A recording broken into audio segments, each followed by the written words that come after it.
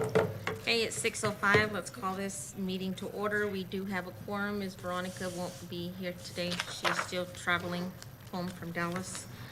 And we have Dr. Richburg that's going to do invocation, and Ms. Bass is going to do the Pledge of Allegiance. Let's pray.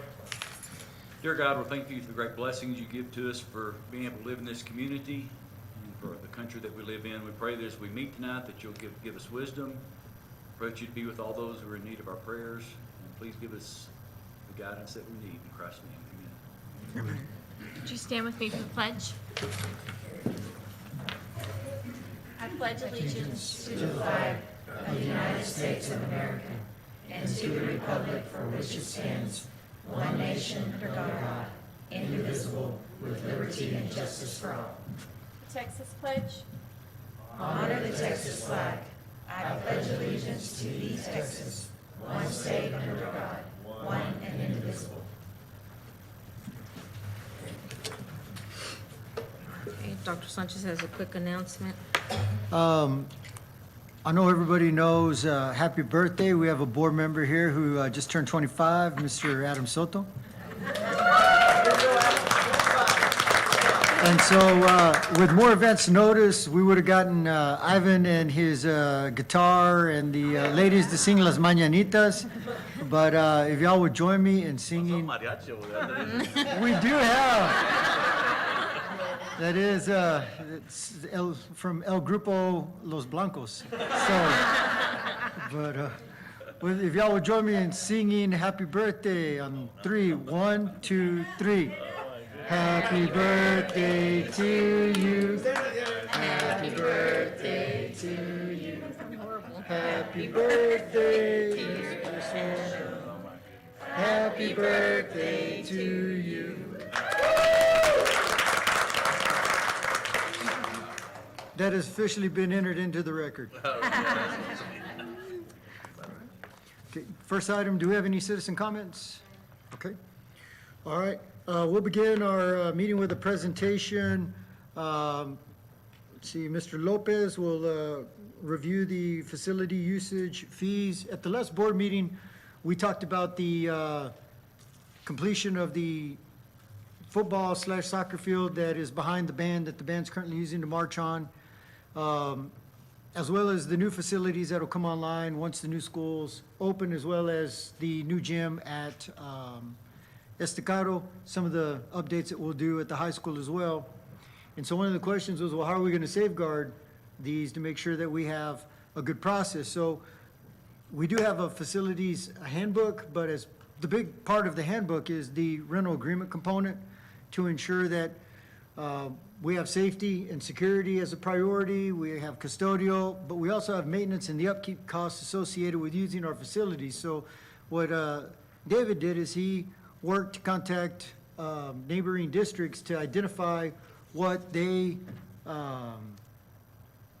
charge for using their football fields, gyms, meeting rooms, so on and so forth, and you'll see some of that information here in a moment, so that our facilities, I mean, brand new turf, softball, brand new baseball stadium, all of this stuff, I mean, it's gonna be nice.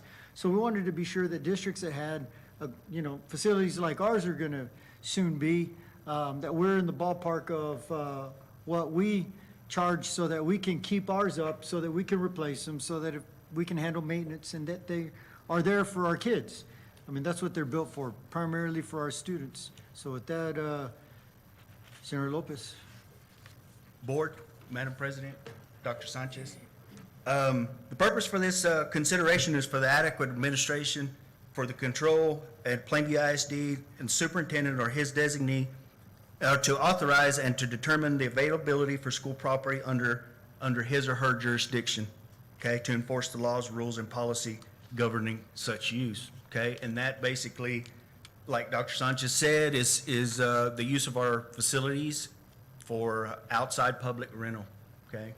And in your packet, you will see the facilities that are actually available. We have athletic fields, gymnasiums, and meeting rooms that we have had requests for already, okay? We have people waiting to get pricing, and like I say, we haven't disclosed that information to those folks just yet. Greg Sherwood Memorial Football Stadium, the high school, the gymnasium doghouse, Ash Middle School, Estacado, Coronado, an elementary school, which La Mesa is really going to be the only gym that is available on the elementary side, okay? The rest are going to be they're going to be closed due to construction, okay? And then, of course, the girls and boys, the girls softball field's under construction currently, and then, of course, the boys is beginning construction as well. Yeah.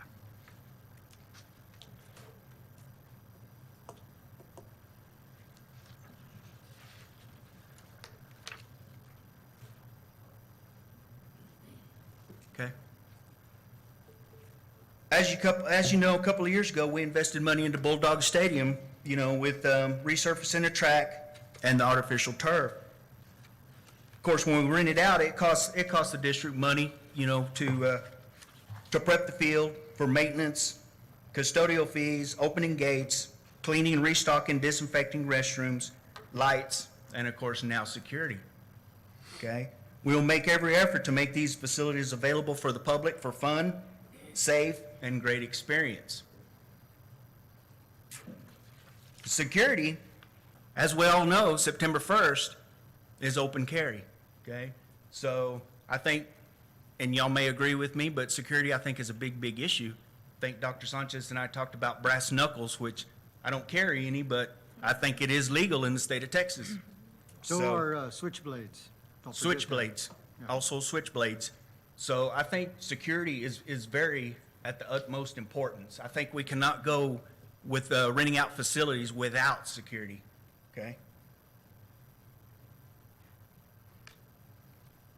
And again, in your packet, you should have some fees here for elementary, middle school, and high school gymnasiums. We have for-profit organizations, and we also have for nonprofit organizations, okay? Going down the middle of the list, you also have the outside sports fields, which is the Bulldog Stadium, which is Greg Sherwood Memorial Stadium, and also the softball and baseball field, okay? And these are for nonprofit pricing and also nonprofit pricing. And down at the bottom, you have the meeting room, which is actually this room, which is the boardroom, room 3, okay? We have a couple other meeting rooms, I believe, that are on the list, but the boardroom actually is the most requested.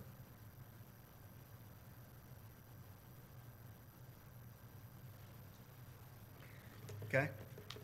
And as construction is being done on the band marching field, girls softball field, and boys baseball soon to begin, I recommend the following pricing be considered for rental usage.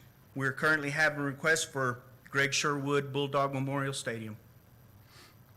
And we're also anticipating a request for the softball field once it's turfed and we construct a covered grandstand area over the center section of it.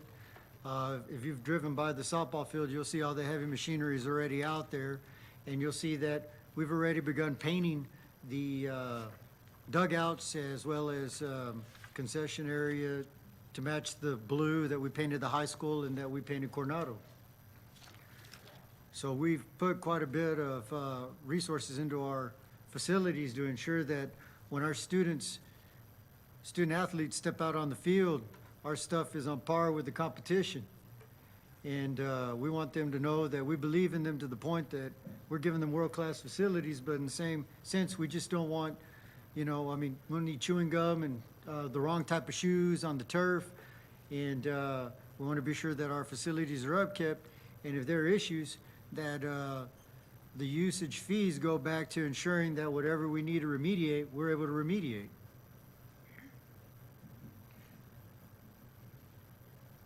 And this final slide here is the actually liability waiver that is going to be part of your packet right there, that whenever we have a request for facility usage, the entity or group or person that comes and signs off to actually use our facility will actually fill out this release of liability form. It kind of goes with the rental. Okay. So this ensures just because they're on our facility, if they sprain an ankle or injure themselves, it doesn't become our issue. They know that it's kind of like going to the swimming pool. You use the swimming pool, but if something happens to you at the swimming pool, the city's not liable because you assume the risk when you enter the pool. So this is the same deal. Now, of course, our student athletes are covered by our insurance. If they're injured out on the field, we cover them. But that's for our student athletes. This is to make it very clear that if you use our facilities, you assume all liability and hold the district harmless in the use of the facilities. We do have the ability to limit who we would allow on the facilities because our students have first priority. So we'll never boot our kids off of a field or in a facility for another entity. Our kids do have priority. And we do have the ability to gauge if we feel that the field will be damaged, or so if somebody comes in and goes, well, we want to use the Greg Sherwood Memorial Stadium for a tractor pull, we're going to say no. I mean, that's not going to happen. Or, somebody wants to rope on it, we're going to say no. So, I mean, we do have the ability to say that's not an appropriate use of our facility, so therefore we deny your request. So we do have the ability to judge the reasonableness of the request. But what this establishes with your approval, which is the first item under business, is the fee schedule. So that way it's fully disclosed publicly in an open meeting, and we have y'all's support behind the effort, just to ensure that we are taking care of the facilities and not just sliding anyone on the facilities. Board, any questions? I have one question. If we go forward with this, like locally, say, little dribblers, like YMCA ball, like when you're, I know the gymnasiums are always a hot commodity at that time. Can we like come up with like a package for them? I mean, do we ask them to rent our facilities from us? Currently, there was a time where they did, and then with the pandemic, we didn't charge them because their revenues were down. Last year, however, we did have a few matters where we needed to call in our district PD to address some concerns.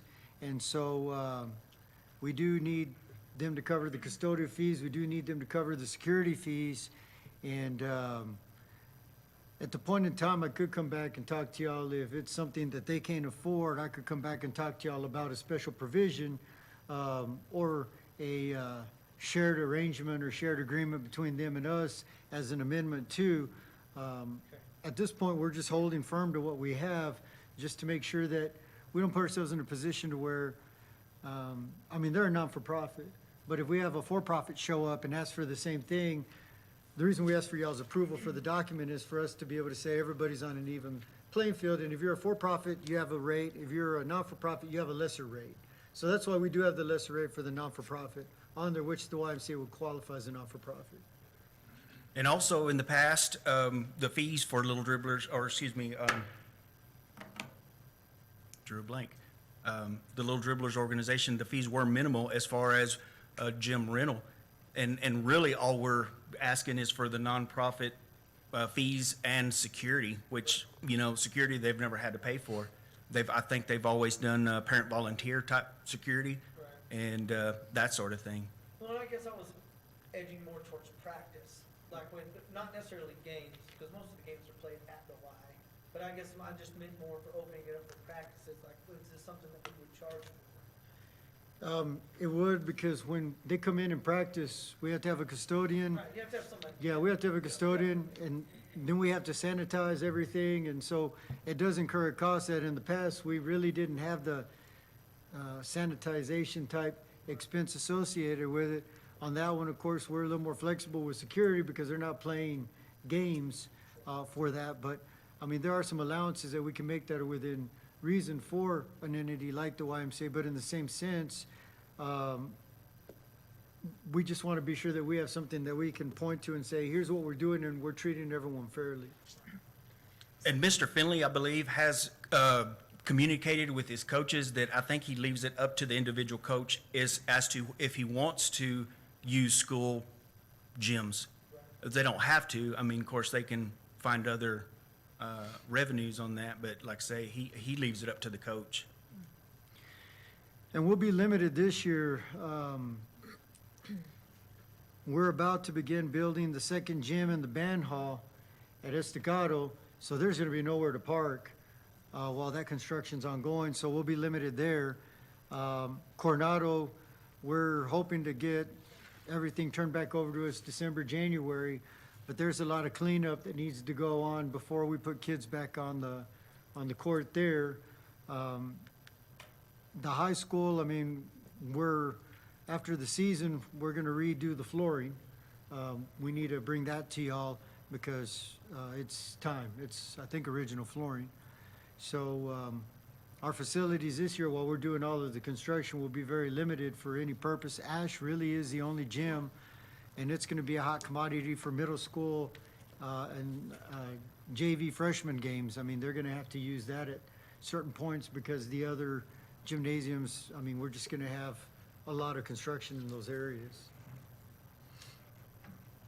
So, YMCA, and even like this room, when Lions Club or different, they've already been paying some fee. This isn't brand new that everybody's, right? I mean, Right. And this is pretty comparable Right. to what they've been paying. Okay. Yes, ma'am.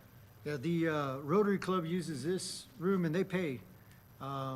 And then they use SFE a lot of times, and they pay SFE for food, and then the fee covers custodial because we have to clean and throw trash out. The Tiger League last year used the Hilburn Fields, and they paid as well. So, So it's not something brand new. It's just something more. We have on paper what it costs, and we're not all over the place with our charges. what we don't want to be in, we don't want to be in a situation where someone gets a good deal from one person, and because a promise was made, that's the price they get. Another entity talks to someone else and gets a different price.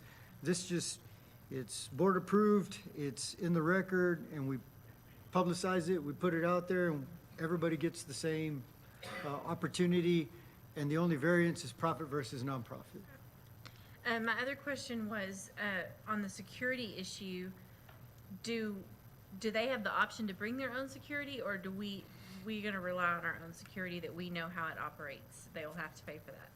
I think Dr. Sanchez and I agree that we would use school PD. Okay. We just feel that because there are facilities, we know entryways, exitways, that it's just best for our guys to. Same thing like with our clock, and if they were reading Greg Sherwood, Yes, ma'am. Mike, all that, we would send our people that know how to operate. Yes, it. ma'am. And that was part of the problem with the little dribblers, that they would provide their own security. And sometimes it was like a parent volunteer type thing. And so we were kind of uncertain who was supposed to be working security. So by using school PD, we know for sure that we have somebody.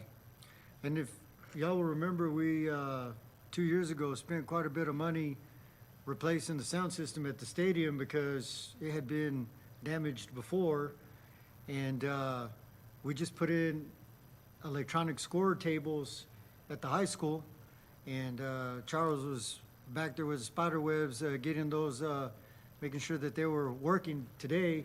So, I mean, we have digital scores tables, so it really needs to be our people running our digital scores tables. I mean, the technology that we're putting in is on par, as I mentioned, with the competition that we play that have had major bond projects or investments in their facilities. So gone are the days of the, little light that you flick back and forth, or you move the arrow. So our stuff is, we want to be sure that our people who know how, who are trained, are the ones running it. I don't want to beat a dead horse here, because there's a lot of what ifs, but as I read the handbook, I don't know, maybe I just need a clarification of where this would fall under. As maybe a state emergency call-out, due to the fact that I'm with the Texas State Guard, and we pulled a lot of people, especially if y'all remember Katrina, Right. pulled a lot of people to Lubbock, and the first thing they asked were for the facilities of the ISDs, but Reese opened up to their wing, because there used to be an Air Force there. So they opened up their bays, and that's where we set up shelter. Now, in this area, anything is possible. It could be floods, it could be just a cold freeze, it could be tornadoes or fires. So therefore, being Plainview the biggest town in Hale County, I'm thinking they would call upon us, FEMA will, say, hey, do you have your gym available so we can set up shelter for these individuals. But where would it fall under here? Because, you know, then you got the military, yeah, they're gonna meet up with your local, law enforcement, and everybody's gonna be there. So what I'm getting at is, as I read that, I didn't see that, what entities or where is it gonna fall under for a state emergency call out?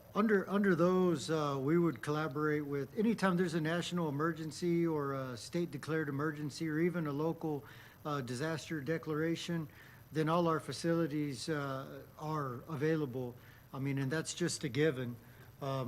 We actually are building the gyms to the elementary and the new gym at Estacado to be above-ground storm shelters, so that if there is that level of inclement weather, you have a foot, I think the walls are a foot thick of concrete, and the roof is the same thing. And so they're designed for that purpose. So under those circumstances, if we get a call from, you know, if there is a disaster declared locally or tornado, we would offer our facilities. Since it's not a rental deal, it's an emergency, we would be responding, it's our families, and so we would, that doesn't fall under this because there's no cost for it. We would just open it up. So, and we do have that authority under the natural disaster declaration. So, it's a good question, but yes, sir. And this would take effect when, if we get this approved? Tonight? Today. Yeah. Tonight? Okay. So any upcoming events will, okay. Yes, ma'am. So with that, under business, item 1, consideration approval facility usage fees, I'd like to recommend the fee schedule and handbook as presented. We know that no further questions, board, do I hear a motion? So, We have a motion by Ms. Rivera, do I hear a second? We have a second by Ms. Ray, all in favor, raise your right hand. Motion carries. Y'all didn't make David nervous enough. He did. Thank you, sir. Thank you. Thank you, board. Thank you. All right, the next item is a housekeeping item, consideration approval of Texas A&M Agri-Life Extension Services, Hale County Resolution with Plainview Independent School District. What this allows is for our students to be counted present anytime they're participating in 4-H. And this is available to us through Chapter 76.1 of the Texas Administrative Code with your approval. Otherwise, if students participate in 4-H, they're counted absent. It would be excused absence, but it's better for them to be counted present because they are participating in activities that have educational value. And I recommend it on behalf of the high school because we do feel that participation in 4-H does have educational value for the students, and therefore, under Chapter 76.1 of the Texas Administrative Code, we should take full opportunity for them to be counted present and in attendance. Board, any questions? pardon my ignorance, what's the difference between 4-H and FFA? Let's see, I will ask Ms. Straley to describe that since you have, so, Our FFA program is a student organization that is tied to our agriculture program at the high school. 4-H is a separate entity from the public high school, even middle school and elementary for that matter. 4-H is typically associated with like your county extension agent is who oversees your 4-H program. They offer a lot of the same opportunities, and Amber, you can even speak to No, I this think a you're little doing good, better yeah. than I can. No, you're doing My good. kids were not in 4-H, they were in FFA through the school, but they did have a lot of friends that did participate through 4-H. So you can show like stock show animals through 4-H if you are not actually in the ag program at your public school. But then they do also offer things that we do not offer through the public school through 4-H. There are other opportunities. They do the judging contests just like FFA does. But then I know they also have like sewing projects and food, culinary type projects, and just a wide variety of opportunities. A lot of summer opportunities I know happen through 4-H during the summertime for kids as well.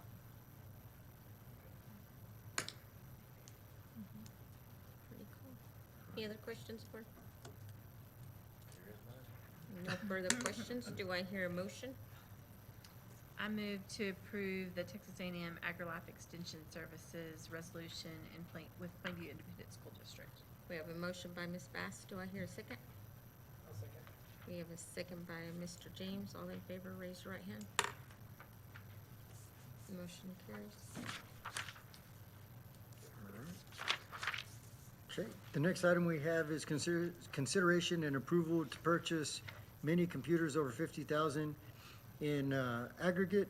We're looking at 570 mini computers from Byte Speed for a total not to exceed 433,200 or 760 each.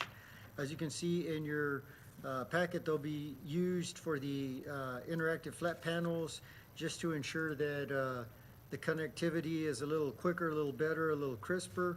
And then we'll also use the remaining devices for computer labs to replace, I believe, 2014 outdated larger models. And the good thing is they use less electricity, produce less heat, so the room isn't an icebox as much as kind of what we do now with the existing computer labs, and they take up a lot less space. So with that, all the hard questions are for Dr. Richburg. We do have the funding source will be local district funds. We do have a variety of district funds that we can pull from for this. But as they will be going behind flat panels, some of the funding that we set aside for bond as well as for technology updates, other federal funding sources, and then every once in a while, the state puts out grant opportunities. And so this opens us up to be able to also apply in for the grant opportunities if something comes up. Last year, they just kind of kept popping up. So perhaps we'll have that same opportunity. But with that, I'd like to recommend consideration approval to purchase mini computers over 50,000 in aggregate. Board, any questions? Is there any licensing route with That's a this? separate thing that we buy from Microsoft every year. We pay about $40,000 a year that gives us access to Microsoft Office for all the district computers. Windows comes on the computer, so various other things that we buy would be included. We have a site license for it, so So these should be good then. We already have that licensing. they all have Windows on them. Go through Office. Is this just like a faster processor? I mean, it's a mini computer. It's a computer that's in a box about this big. On the back of these? It goes on the back of those. They're about 6 or 8 inches square and about 2 or 3 inches thick. They're just small. They're not super. I think of a mini computer, I think of a mini computer. No, it's nothing. But people are just- Sounds better than it is. It's just a computer in a small box. Board, any other questions? With no other questions, do I hear a motion? I'll make a motion on the approval to purchase mini computers over $50,000 in aggregate. We have a motion by Mr. James. Do I hear a second? We have a second by Ms. Ray. All in favor, raise your right hand. Motion carries. The next item we have is consideration and approval to purchase laptops over 50,000 in aggregate. This is for the purchase of 50 Surface laptops. We've purchased laptops for teachers, we've purchased laptops for students, iPads for the little ones, and our office admin assistants are using the 2014 desktop models. That kind of became an issue when they were working from home. If you had a laptop, you could take it, so we lent out as many laptops as we could, but didn't have enough. So we're looking at migrating all of the office personnel, attendance clerks. That way, if they come to training, instead of having to train off something that isn't theirs, they bring their laptop, they open it up. If there's something in Skyward, something we're doing with attendance. This past year, we purchased a new piece of Skyward to be able to do enrollment. So that way, if we need to bring people in for training, they can bring their device with them.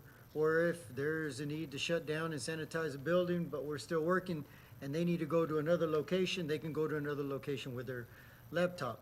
Again, replacing the 2014 models and ensuring that they have the devices they need. And really and truly, office admin assistants spend a lot of time on these devices, entering POs, entering attendance, approving POs, approving travel. They spend a lot of time on the machines, and it's tough when you have a slow one. So by this point, those 2014s are pretty slow. And sometimes they lose things, or maybe that's just Rosie. No, I'm just kidding. She's awesome. She has already left her. She'll delete my stuff for tomorrow on me. But we would like to get them the tools that they need to do their job. So with that, I'd like to recommend consideration approval to purchase laptops over 50,000 in aggregate. Any questions, board?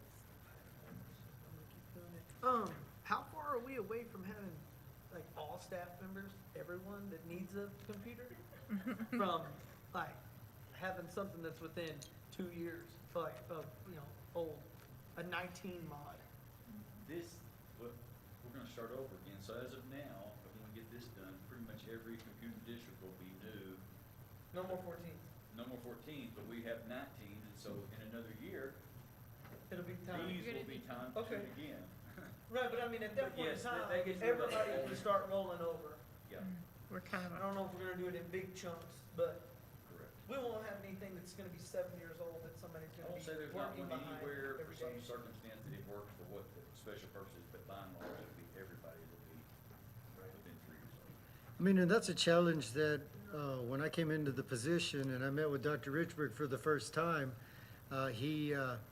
we were talking about, I mean, he kind of asked in a roundabout way, well, what's your vision for technology? Because that's me. And so I told him, and he said, I can do that, but it only takes money. And everything we had was really old, and so what the district would do is they would say, well, do they still work? And he'd go, oh, yeah, they're still limping along. All right, well, we don't need to replace them. So we finally got to a point to where I think some of our devices were at the point to where, like the iPads, there are no more updates for them. I mean, you just can't update them anymore. They're out. So this gets us to a point to where at least our stuff can continue to get safety and security updates and patches that come in for, what is it, all of the spyware and all the other ransomware and junk that comes in if you don't have the ability to update your computers. That's what the updates are for. So if you don't update your phone, you leave it wide open for ransomware, spyware, and everything else. That's what the updates do. They fix what deficiencies are there. Or the government's spying on you more. I don't know. It's one of the two. So. And about how many are we talking here? I was looking for that on here. About 50 takes care of this batch. Okay. We've bought basically these same laptops, we've bought in about 4 or 5 different batches in the last 2.5 years. And are they available? They're not the exact same one, they're the same line, most But- the same. but something is the DOB available yeah, fairly these same quick. ones will be available. Okay, Everything's saying 6 to 8 weeks, and that's always pending, okay, nothing strange happens, so. okay. They're not gonna be sitting on a battleship out in the middle. I don't make promises about that anymore. There are about 40 of them sitting out off the coast of California, we think with our hinges, doors, and glass. So, Yeah, I don't make any statements about that. That's what they Yeah. told me. 6 to 8 weeks is what they told me on these, so.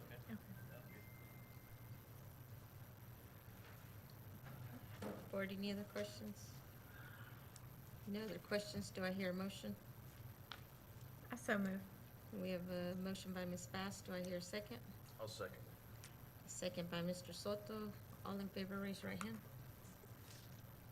And the motion carries.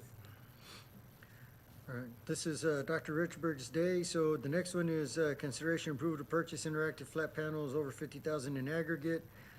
Basically, what this does is it finishes out all of our classrooms with interactive flat panels.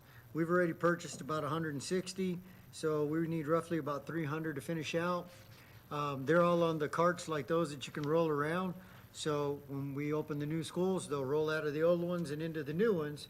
We do have bond funding set aside for it, so it doesn't make sense to be able to purchase a technology that can roll into the new school and not provide it for our students and teachers if we have the ability to, because we're waiting for the new school to open.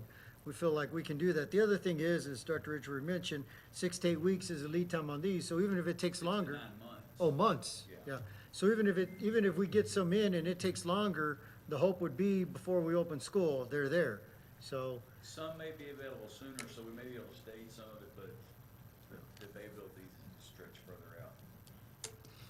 so we figure that it makes a lot of sense. If we can get them in and teachers can use them, why not? If it takes a little longer for them to get here, I would rather be at this point now asking for y'all's permission to buy them. than trying to explain to you 3 months before school starts why we're not gonna start school with them. Which doesn't mean that still might not happen, but we have a better shot now than we would then. We get in line again, I mean, it's kind of the same thing.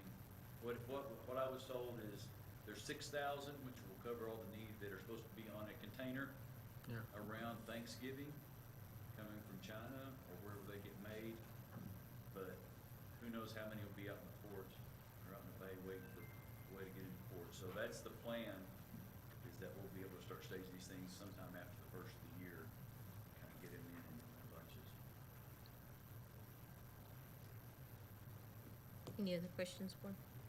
Are these gonna need mini computers too? And that's part of what you Part just of it. approved, was to Okay. put on the back of these. And how many of those then would you say approximately we're gonna have around the district? We'll have around 500, Okay. between 450 and 500. With the new exact counts, it may be closer to 400, so it won't be more than this. We've also got meeting rooms and a few other places that are gonna need them as we move some of the small ones in the meeting rooms and put big ones in the classrooms. That will be somewhere in the neighborhood between 450 and 500 is kind of what I'm estimating. And they are being, oh, go ahead. No, I was gonna tell you, I mean, they are being used everywhere. I was in a science classroom at PHS, Ms. Harrell had it up, and, she said, she goes, I don't know how we did it without these. And, she had a bunch of equations up there that let me realize how much I don't remember from high school. But, I mean, she was there using it, she was there writing, and, I mean, there it was, and so they use the heck out of them everywhere they are. And I think we had a firmware update, and, It's one of those catch-22s, we upgraded all the access points to the latest greatest. Well, then, the firmware on the flat panels didn't support those, and we found out in a hurry, how much people used them, because it was about 2 weeks where connectivity was real sketchy, and they were very appreciative when the firmware got on there, but. so that kinda gave us a, And we heard that a lot, every class we went to, I use this all the time. So kind of off of Tyler's question earlier with the computers, would that get us to a number that, pretty much every teacher that would want one or would use it? That's pretty Would much have for one? every classroom. There won't be, like in the new schools, there won't be projectors. Right. Like you would have seen, there won't be, this will be the main display device or the only display device. So that's what it'll be in place of a projector. We don't have time to go take projectors down at the older schools, but as they break, they're not gonna be replaced. So this will be the primary projection device. And a lot more, it does a lot more than just be a Yeah. projector. and where we do have projectors, very few of them turn them on when they have that. I mean, this thing you turn on, it doesn't have to warm up, you don't have as many issues trying to connect to it, Right. and I mean, the We're utilizing picture's these better. in my first through Pre-K. pre-K on High up. school. So the little kiddos are up there touching them, and that may be the one place we don't have roll-around carts. We've got them now, but they That's tend what I to was be, gonna say, they 'cause I tend to know be, I have a they little tend to one. be a little tall, so we may end up with some wall mounts that actually bring it down lower for the, I'll say pre-KKs and the little kiddos. My Stella jacket, it needs to be hanging on the wall, not on the car. Oh, no. Yeah. Yeah, they're pretty sturdy carts, but yeah, I hear you, I hear you. That little one. So, I mean, this is really exciting, our teachers do use them, and, it's fascinating, they learn little tricks, and before we can share and show them what these things can do, they figure it out and share it with each other. So, I mean, that's been really neat. Any other questions, board? No other questions? Do I hear a motion? Make a motion for the approval to purchase interactive flat panels over $50,000. We have a motion by Mr. James. Do I hear a second? I'll second. We have a second by Ms. Bass. All in favor, raise your right hand. Motion carries. The next item is also technology, as we are updating and replacing laptops or Chromebooks. We also need to update and replace the iPads that are well beyond their usable lifespan. I mean, we pushed a lot of the iPads past what was recommended, and at this point, they're not very useful for a whole lot. So we do need to replace them. We're looking at about 350 of them, as well as cases and mobile management licenses from Apple, not to exceed 120,330. And as you can see, it is to part of our replacement schedule for older iPads, as well as some of our special programs like language acquisition and migrant services. Our students who are emergent bilinguals use them to translate. You can speak into it, it translates. It also provides you a text translation. And so they would connect to our wireless network. So with that, I'd like to recommend consideration approval to purchase iPads over 50,000 in aggregate. Any questions, board? How long does an iPad last? Depends on your definition of lasting. We had some that we bought in 2013 that we were still using last year, and they would hold a charge for a couple of hours. They were past the time that Apple would let them update, so they were running version 9.35 when the current version was 13.9. So it got to be a point that many apps wouldn't run on there anymore because they had to be updated to a certain iOS. But as far as durability, they're like any other device, 3 to 5 years, and things get more complicated, it takes higher processing, batteries start wearing out, they won't want to charge. So the replacement cycle on them is gonna be 3 to 5 years, pretty much like laptops, like desktops really should be, maybe.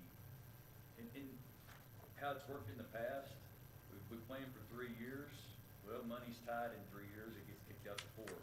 Or we got a lot of money, like last year, we bought a ton of devices and bought a bunch of Chromebooks, and so they'll all get old at the same time. And so we'll either have to decide, okay, we're gonna let some of them run old and run 5 years, or maybe there'll be another big batch of money. I mean, it's just kind of management from the time it's there. Do we have like charging carts for these too? I mean, like the iPads? Not every single one's, a lot of classrooms have charging stations Right. where there's 6 Like or where you 8, just lay it down? where there's 6 or 8, and they can plug them together. These classrooms, a lot of them are too small to get charging carts in, so some have them, some don't. Some prefer having a smaller number, some like the big cart. So there may be a need for carts as we get into new, bigger classrooms. But we've got a lot of carts, just maybe not one for everybody. Any other questions? No questions, do I hear a motion? I so moved. We have a motion by Ms. Rivera, do I hear a second? Second. Second by Ms. Ray, all in favor, raise your right hand. Motion carries. The next item we have is a really exciting item, consideration and approval to enter into an agreement to purchase and install a private PLTE system. NetSync Network Solutions would be the company that we would recommend for a turnkey install. What the PLTE system would do, it would provide within our community a LTE signal, similar to if you look at your phone, it says LTE, different frequency, but same concept. We would look at towers throughout the district, Thunderbird here, high school, and a couple of other places. We're working with the company to determine what the optimal location would be, and so what we're recommending tonight is just the beginning of that. Then once everything goes up, we see where the signal reaches to, we can make some decisions on where other towers would be needed based on where we are looking at the need.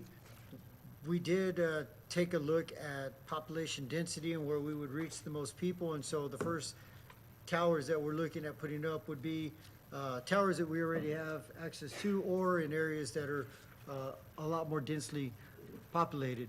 In the future, we would look at potentially expanding to the Date Street housing, as well as potentially another area outside of the southward water, maybe something a little further north or a little further. Those are actually in the preliminary, what is included in this pricing is something we cover.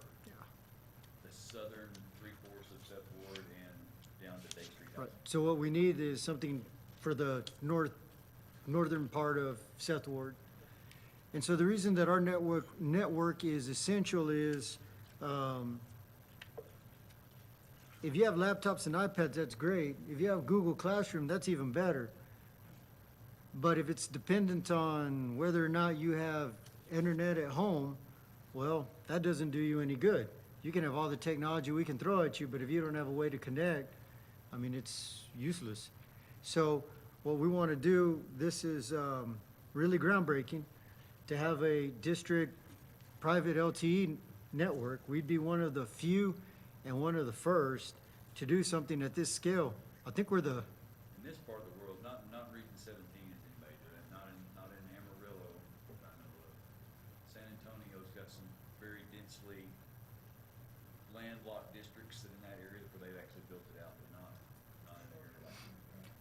so we're kind of setting, I guess like the CO says, we're setting the standard in rural Panhandle, Texas, and I mean, it's a really exciting place to be, and that's one of the hallmarks of this board is we identify what the issues are, we present y'all with solutions, and when they make sense, we appreciate y'all's support and putting things out there that break down barriers. And so instead of saying, well, we can't do one-on-one computing because there are kids that don't have access to the internet, all right, well, how do we solve that problem?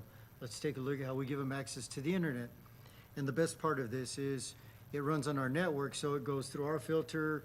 You log in with your user ID, and it provides you access to everything that you would have access to on campus. So if there are certain software packages that a teacher uses, students, even if a lot of cases are web-based, but they would have access to some of those that are perhaps not as easily available through web-based. But if you have a web-based software and no internet connection, it doesn't do you any good. So again, that's why this is an optimal solution to be able to address the issue of, well, I don't have internet. Now everyone, I mean, this will be the beginning of our effort for everyone to have internet. Are we utilizing the hotspot that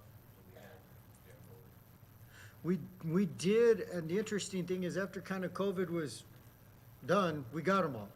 So when we needed them, they weren't as available, but the ones we had, we dealt them out. The problem with the hotspots is they only have so much data on them, and once you use the data, you're done. And this ensures that, I mean, I guess it would run off our network with Sunlink is what we're, That's who our provider is now. Yeah. Basically unlimited data.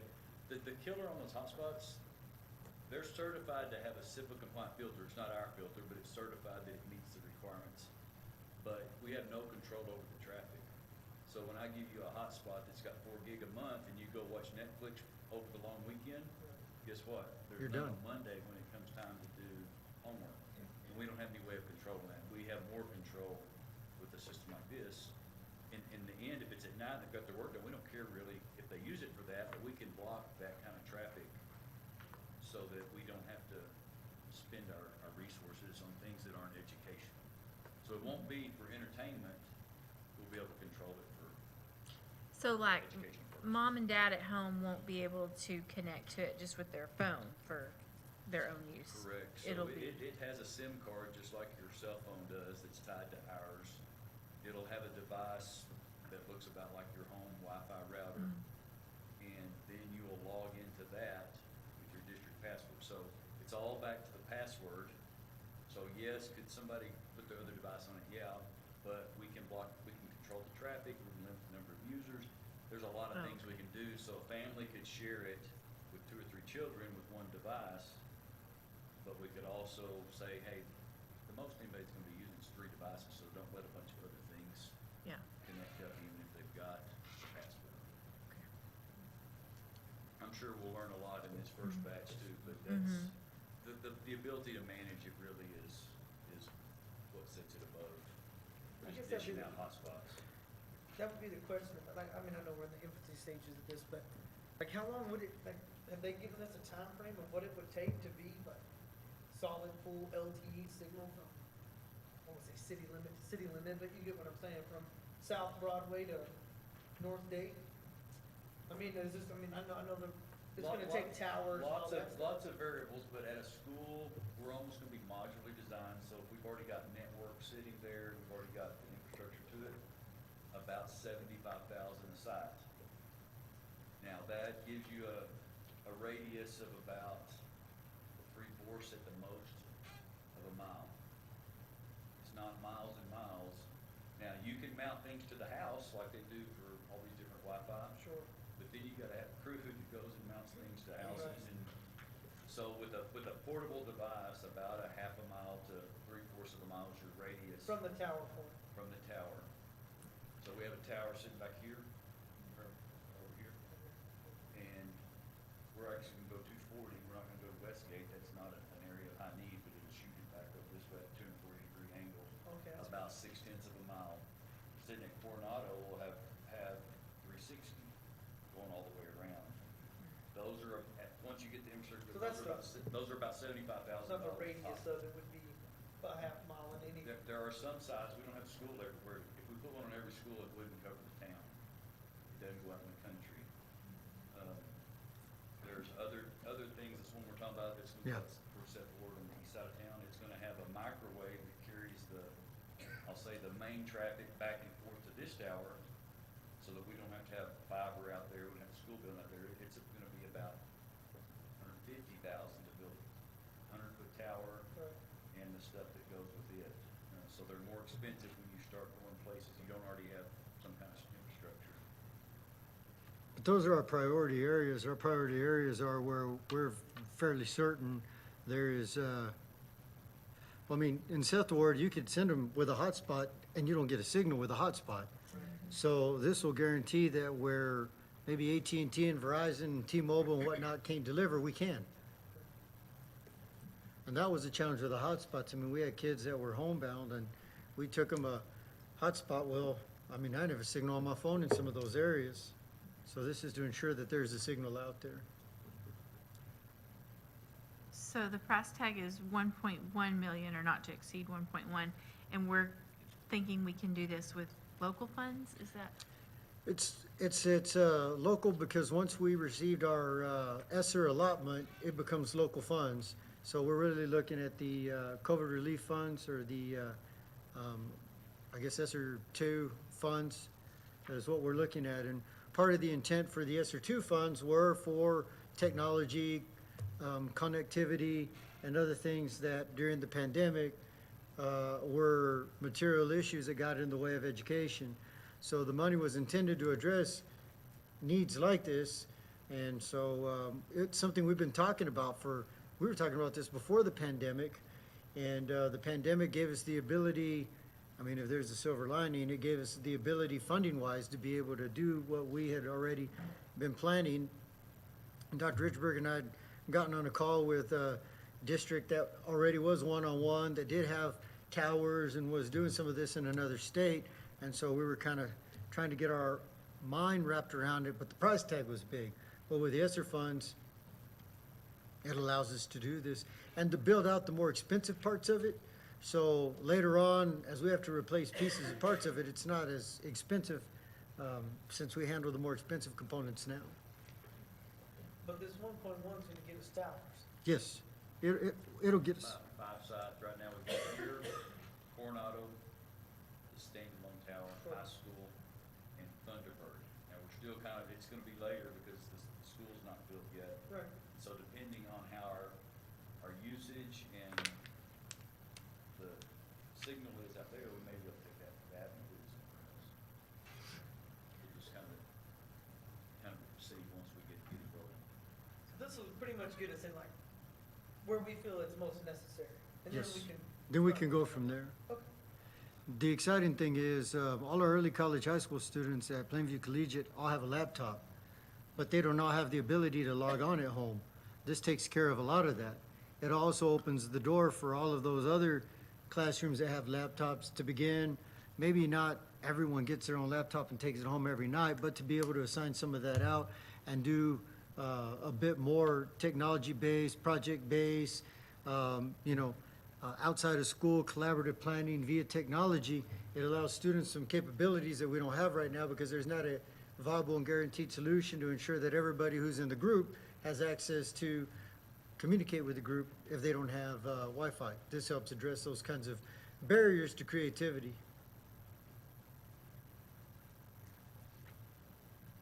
When will this be ready? Like, when will this be ready to go? He said 90 days was an estimate. As soon as we get the PO in, they'll get the equipment ordered. It's Motorola equipment, they'll get that ordered. It has some lead time, but there'll be some other build outs, some electrical work that has to be done. So 90 days or? He felt 90 days, so I've started learning on those 90 days, you just have to, it's reasonable, don't go count 89, 90.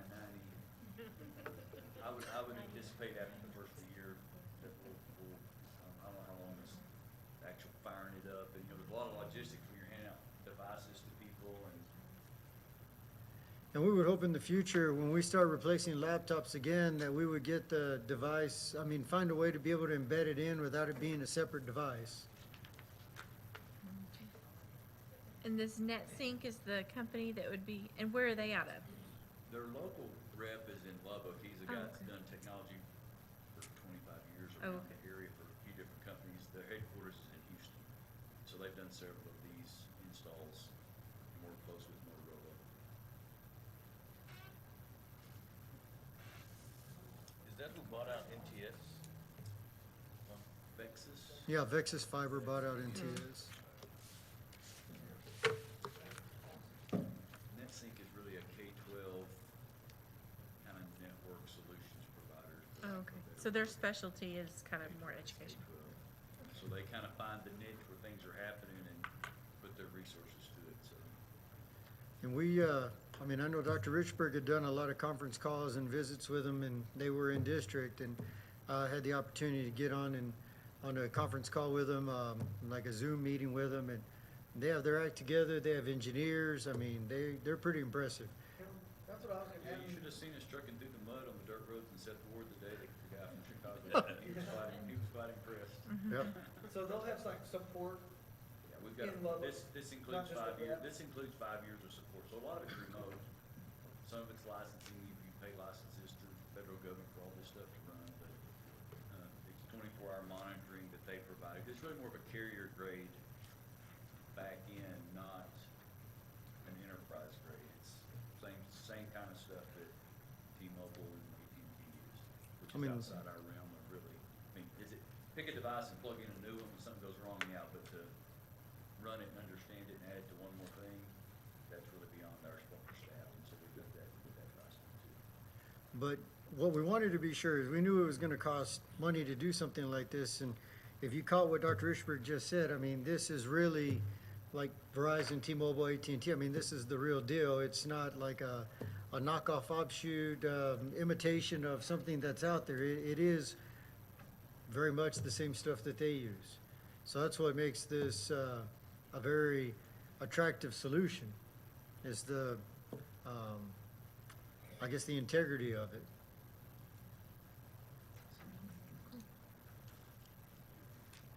No other questions?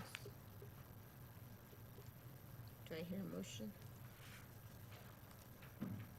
I so move. We have a motion by Ms. Bass. Do I hear a second? Second by Ms. Ray. All in favor, raise your right hand. Motion carries. I'd like to thank y'all for that, because what it does is, you've given us the ability to begin positioning students. We use this phrase a lot, and you hear it a lot, and it's overused, and the phrase is, we want to prepare our kids for jobs that don't yet exist. You hear that a lot. What this allows us to do is to prepare kids to create the jobs that don't yet exist, which there's a difference. One is very passive. When you have technology like this, it becomes very active. So when others are saying, well, our district prepares kids for the jobs that don't yet exist, we can say our kids are being prepared for the jobs that they will create that don't exist. So there's a marked difference there, so thank y'all for that. The next item is, Can I feedback something real quick? yes, sir. This weekend, I went to a conference and I learned, there was a saying that it caught my attention pertaining to the board: no decision is a decision. So therefore, if we say we're gonna wait on it, table it, whatever the case, that's a decision right there, even though we don't look at it. So we wait on this, I mean, it's a decision regardless. A no decision is a decision, so I just thought I'd throw that out. Well, we appreciate y'all's decision on this. That does move us forward, so this is exciting stuff. And we look forward to kind of like the interactive flat panels. There are things teachers are doing with them that we didn't even know they could do with them. And I think with this technology, the ability to send stuff home and know that kids have access to it 24/7, we're gonna see teachers doing some things that we hadn't seen, and then we're gonna see kids doing things with this level of technology and access that we didn't know they could do, and it'll be good. It'll be good things. The next item we have is consideration and possible action to improve legal services. with the 2020 federal census, pretty much every governmental entity that has a board of directors, board of commissioners, board members, congressional districts, lines are redrawn based on the census data. And so if you'll remember, that's why census is so important, that you fill it out and get it in, because it determines representation. So what Underwood Law Firm would do for the board and the district would be to take a look at the census data and then determine the 7 board districts. So if a lot of people moved into Mr. Soto's zone and moved out of Mr. Rivera's zone, then they would adjust the lines to ensure that there is equal representation in terms of population and representative. That's why when you look at the existing map, some areas look really small, some areas look really big. It's not a matter of square miles, it's a matter of population density. And that's something that Underwood then would undertake. Their purpose, of course, is to make sure that it is, it'll pass the federal, any federal questioning on any level of concern about full representation, to make sure that the lines are defensible and not gerrymandered. We leave that to the state and federal people to do. So this is just to ensure the integrity of what we put forward in our community. I'm going to pull the next item, which is members to the redistricting committee. I want to talk to the attorney and y'all more about how y'all want to do that. But really and truly, Underwood does it. Then they bring it back, you look at it, and if it makes sense, they'll do the presentation, they'll describe how they did it, they'll describe the legalities behind it, they'll describe the premise behind it, the analytics they use, and then you approve it. If you feel that it should be, if you don't feel that it should be, then you can send them back to work, and then they go back to work with the redistricting committee that would take your concerns into consideration as they advise this level of work. But this is just to get the ball rolling so that we don't find ourselves behind and out of compliance with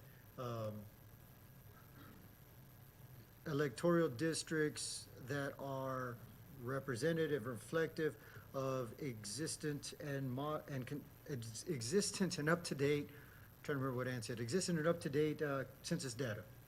So attorneys use a lot of big words. So if we were at what is that called, at large, or Uh-huh. this didn't have to happen? No, this is all single-member districts. Right. Yeah, we have 7 single-member districts to ensure there's direct representation. There would be no, unless you want at-large, which at-large are very difficult to manage because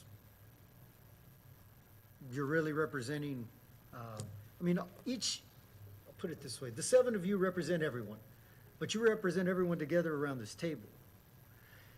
So if you were to go at large, it would be 5 single-member districts, which means the footprint of who you would represent would become larger, and then 2 would represent everyone. But what happens with the at-large positions is the part of town that votes the most picks the additional 2. So they're really not representative of everyone, and those boards, if you take a look at track record, tend to be the least functional. Because even though you have 2 at large, because voting isn't always even in each of the single-member districts, the at-large end up being, say that you have 5 single-member and the at-large live in 2 of the single-member, or some at-large will live in 1 of the single-member, and so you'll have 1 single-member with 3 representatives because they live in the same area, but they're at-large. And so now you have 3 people representing 1 very small population, so anything that comes up for that area, there are already 3 votes in that area, and it creates a lot of tension with everybody else who are on the board going, well, what about our constituents? The 7 works better because you have equal representation across the community. The census information then provides the ability for there to be, by number of population in each of the 7 single-member districts, equal representation for the populace within those sections of the community. And then when the 7 of you are here, you advocate for everyone because you're representative, population density-wise, of everyone.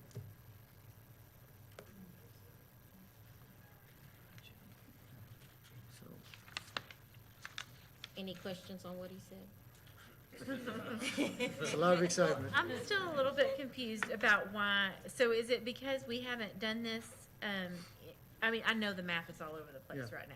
So is it because as we're building new schools, we need to redo it? Or is it because it hasn't been done in a while and it? They're two different things. So the attendance boundary maps are driven by school location and ensuring there's a equitable population socioeconomically. Here we are a minority-majority district, so that really is a non-factor in drawing school boundary lines. We want to ensure that we're not basing it on any kind of a racial calculation as much as we are to make sure that there's equal access. So school boundary lines are one thing. These are all based on the census. So every 10 years, whenever a new census is done, so in 10 years, in 2030, 2031, they'll do this, the board and superintendent of that time will be doing this again then.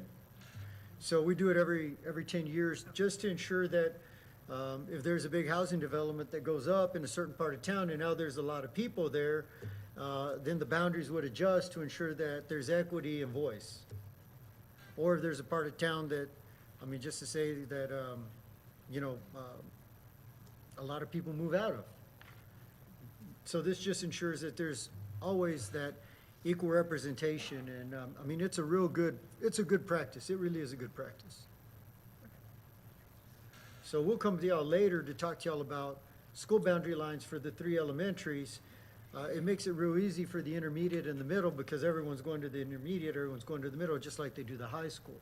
So we're really only talking about, when it comes to that point, just 3 elementary school boundaries, but this is for y'all's civic responsibility as elected members of a governing board. Any other questions? No other questions. Do I hear a motion? So, We have a motion by Mr. Soto. Do I hear a second? I'll second. Second by Ms. Rivera. All in favor, raise your right hand. And motion carries.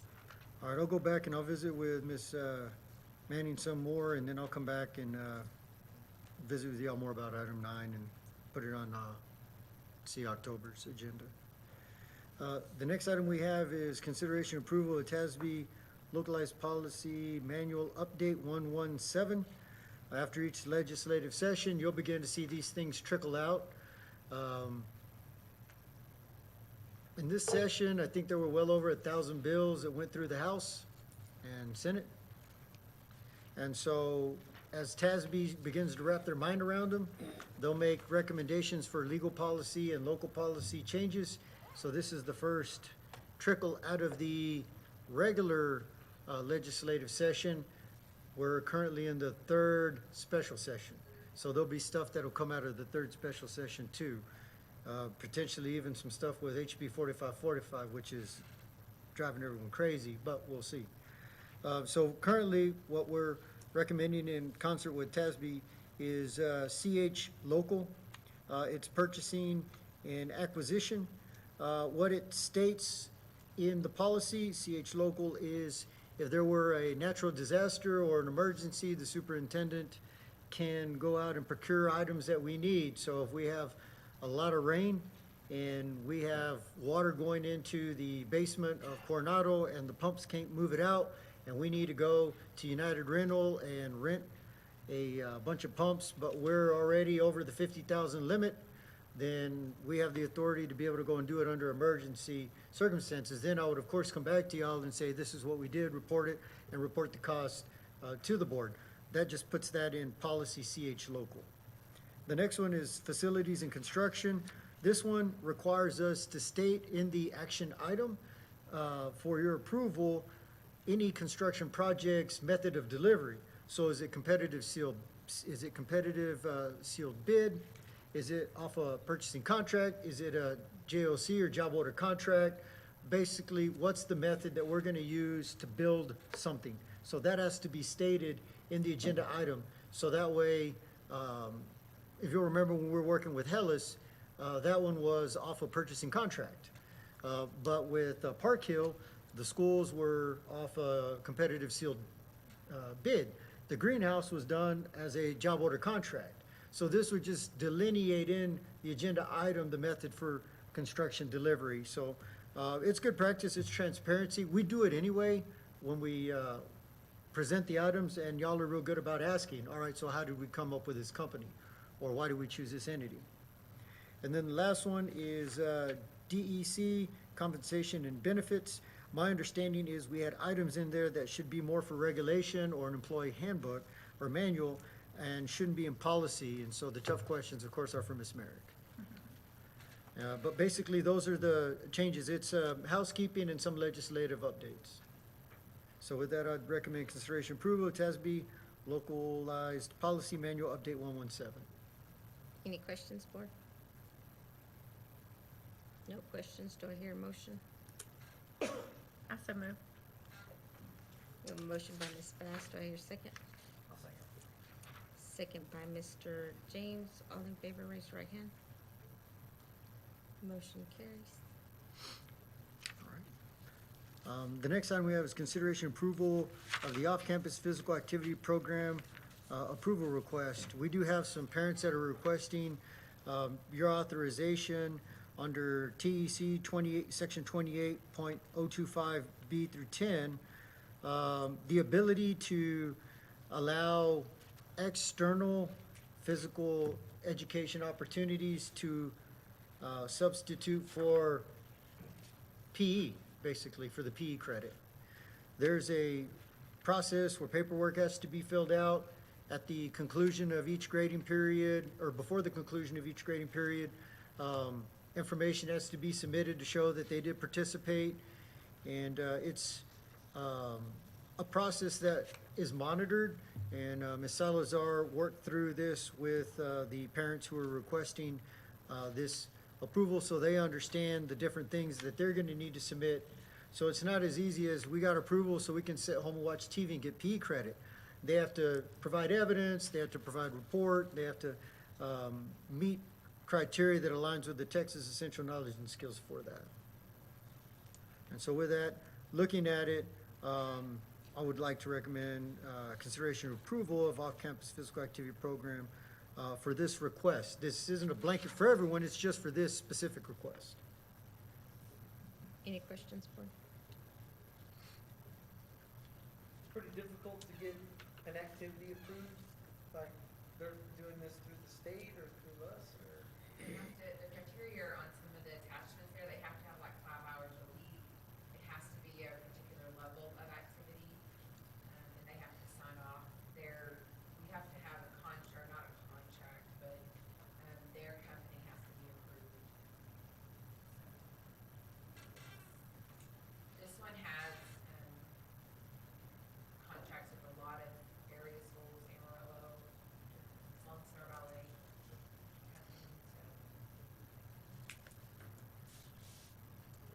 Any So- other questions, board?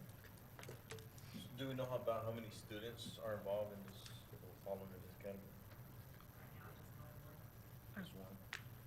So we'll let, There's not others, but it's just this one family that has come. I do know that they have a studio here in town, and so there may be other students in the future. As Dr. Sanchez said, this is just for students that are going through Lone Star Ballet. If there was another company or another event or another activity, we'd have to go Right. through the same process to get that company. right. See what you're saying, right.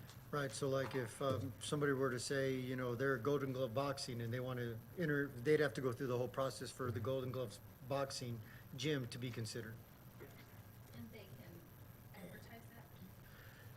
Yeah, I mean, we don't preclude them from it. I mean, they could put out there, hey, if you want to get your PE credit and you want to free up your schedule, come to Lone Star. I mean, yeah, they can. It cannot be during the school day, it has Right. to be on their own time. Right. And that's part of their requirement, 5 hours a week outside of school time. The grades, it is a pass-fail, it's not a number grade, so that does go into, it is put on their transcript, but it's put on their transcript as a pass-fail. So it doesn't help GPA. I mean, you're not going to get like, you know, weighted credit or something for it. I mean, this seems kind of like I mean, it sounds like isolated right now, but I mean, if more students were to choose to do this, I mean, is this really like a scheduling nightmare or anything? Like, I mean, No, it really, 50 kids doing it, is it like, they just don't go to PE? No, no, well, yeah, they wouldn't go to PE, but we would put them in something else. Okay, So in a Yeah, lot they of, don't get a free period for it. Yeah. I mean, Alright. it would give them time for another CTE course or, something else okay. in their schedule, but it's not gonna impact our master scheduling situation. it's just gonna make their after-school a little more involved. I mean, there'll be things that they have to go and attend and do outside of school. So it actually lengthens their school day, if you will. I mean, is there like a grade level limit to this? Like, I mean, like let's say a third grader that still goes to PE with their class? No, Or a well, second this is grader. for credit on a transcript, so it's only high school level credit. Because that's the only, that 9 through 12 is the only one that gets, or not 9 through 12, high school credit is the only one that goes on a transcript. Okay. So it would only be for a high school portion. So this is, I mean, this is not going on at the elementary level, I guess. is No. what I'm saying. They still gotta go play dodgeball. Okay. No dodgeball, no dodgeball. Whatever, you get what I'm saying. I just didn't want it to turn into, well, I'm still, Unless it's with your left hand. oh, you gotta, this is way old, guys. That So, yeah, no. Ms. Carter did just remind me of something else. It is something that the family is solely responsible for securing the activity, providing the activity. We have no, relationship in funding it or providing it or doing anything of that sort. It is solely them taking care of it and bringing us the information for it and time served. So- That sounds horrible. Time served, right? Sorry. Time spent in activity. I don't know what kind of meetings you've been in today. I'm telling you. The discipline meetings. That'll do it. So, again, I would like to recommend the consideration and approval of off-campus physical activity program for this request. With no further questions, board, do I hear a motion? We have a motion by Ms. Rivera. Do I hear a second? I'll second. We have a second by Ms. Bass. All in favor, raise your right hand. Motion carries. Okay, under consensus agenda, we have minutes, and then we have some budget amendments. The budget amendment number one is, the review of it was, the 3% increase was in there, and so that was the majority of what was in the, yeah, so. It was pretty straightforward. There wasn't really anything all that exciting in there. So, with that, I'd like to recommend approval of the consensus agenda, item 1 and 2 is presented. Any questions, board, on this consensus? No questions, do I hear a motion? I'll make a motion to approve the consensus agenda item 1 and 2. We have a motion by Mr. James, do I hear a second? Second. We have a second by Ms. Ray. All in favor, raise your right hand. Motion carries. Okay, let's see, under other items, I'd like to make an announcement. We're extremely proud of the work Coronado Middle School has put in. The teachers have done an amazing job, and Ms. Long, as the leader there, through some pretty tough times. I mean, if you think about coming in, your first principal job, you have a D campus, and then if that wasn't enough, the next year, you have a pandemic. And they shut you down before, well, for first year, I think they got to 69. Then the next year, they were rocking and rolling, and we felt they were gonna be high C, low B. And then they shut us down. And then we had the full-out pandemic the next year, and you had kids sick and teachers sick and masks and people showing up at the beginning of the year, after first 6 weeks, after second semester, about 4 different starts of school. And then we had the winter storm, add that on top. And with all of that, if the report card logic holds like it used to, they were a 73. And so they're a C. And all of that hard work paid off. And so before we give them a round of applause, I would like to give Ms. Long an opportunity to talk to y'all a little bit.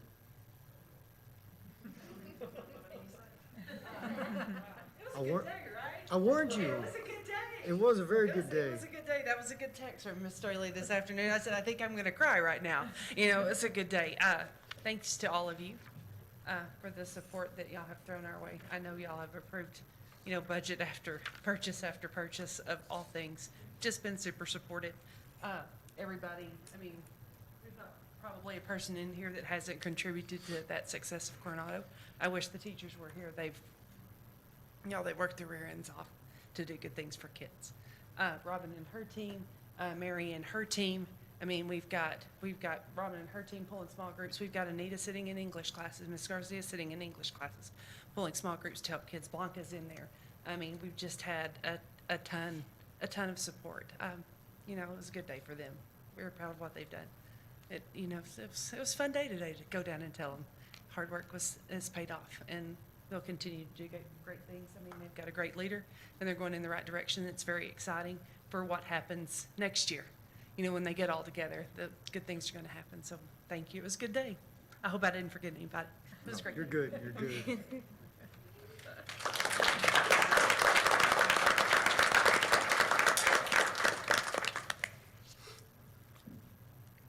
And on that very positive, good note, that concludes the business of the district this evening.